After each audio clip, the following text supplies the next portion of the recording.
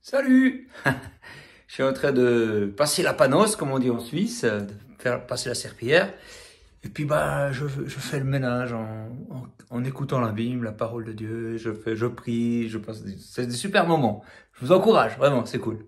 Et puis j'ai une réflexion par rapport au jugement de Dieu. Voilà, ça fout les boules. Hein. Alors, pour l'illustrer, je vais la raconter avec un petit gag.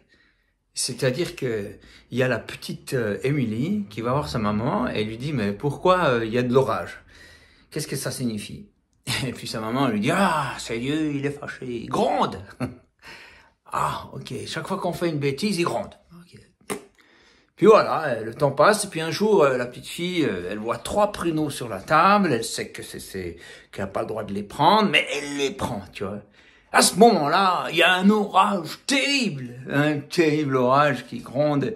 Puis elle dit, oh bah Jésus, quelle histoire pour 3 pruneaux. Alors voilà, c'est pas super drôle, mais ça illustre un peu une pensée qu'on a, que si on fait une connerie, Dieu la punit. Eh bien, oui, mais pas forcément comme ça, pas du tout comme ça. Et c'est bien ça le piège, en fait. C'est pas un piège, mais c'est ça le danger pour nous. C'est que on fait une connerie, et puis la vie, ça va bien quand même. Tu vois? Parce que il n'y a pas un éclair qui nous tombe dessus. Et on se trompe, on se dit, ben tu vois, Dieu, il est pas contre moi. Donc il faut se méfier de ça. Parce que si on écoute la Bible, la parole de Dieu, ben on se rend compte que les jugements de Dieu ont toujours lieu. Tout le temps. Il y a tout le temps un jugement quand il y a une connerie. Mais c'est pas la question de la connerie. C'est plutôt l'état du cœur qui le dérange, tu vois. Alors, il te donne l'occasion à celui qui fait des conneries de changer son état de cœur, tu vois. Et c'est ça. Et on voit par exemple que il annonce à Élie que Élie le sacrificateur qui fait n'importe quoi et parce qu'il éduque pas bien ses fils. Et ses fils, justement, sont au service de Dieu et ils font de la merde. Voilà, c'est ça. Ben, lisez le texte, vous verrez, c'est n'importe quoi. Et ben, du coup, ils sont pas punis sur place. Mais quelques temps plus tard, genre quelques années plus tard, je sais pas exactement, il y a une guerre et il meurt. Et puis, c'était le jugement annoncé.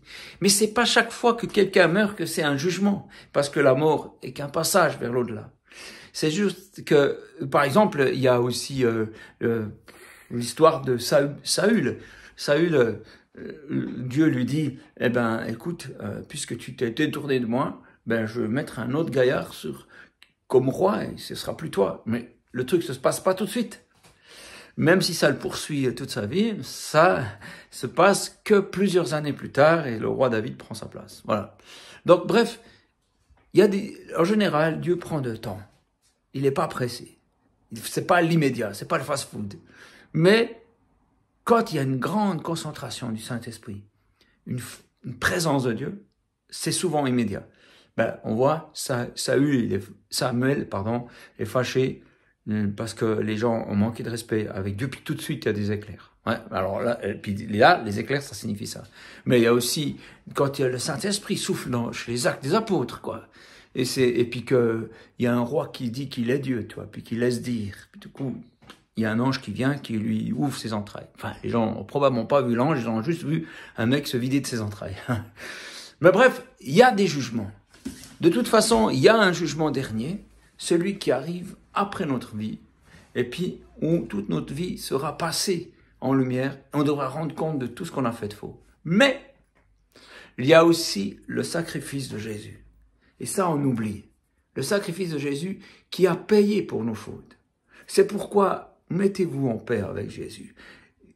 Mettez-vous en paix avec lui pour que vous passiez pas en jugement. Parce qu'il a payé pour nous. Et puis il transforme nos cœurs. C'est pas juste qu'il paye pour nous, puis après on reste avec notre cœur tordu et qu'on continue de faire des conneries. C'est pas ça.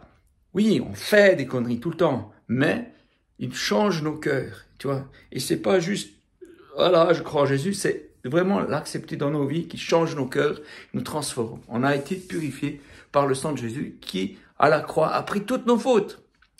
Bref, voilà, c'était pour vous dire que s'il y a le tonnerre, c'est pas probable, c'est pas qu'il y a un problème, c'est que le tonnerre, c'est une belle chose. Dieu utilise parfois des belles choses ou des mauvaises choses. Il fait ce qu'il veut, il est puissant.